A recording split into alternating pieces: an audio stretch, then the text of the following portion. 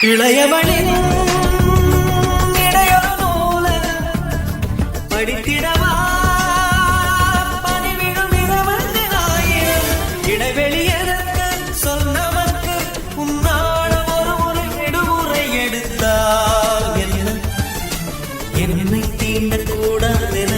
வானோடு சொல்லாது வங்கக்கடல் என்னை ஏந்தக்கூடாதென கையோடு சொல்லாது புல்லருடல் நீ தொட்டால்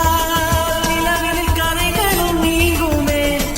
விழிகளில் வழிந்திடும் அழகு நீர்வீழ்ச்சியே எனக்கு நீ உனை தர எதற்கு ஆராய்ச்சியே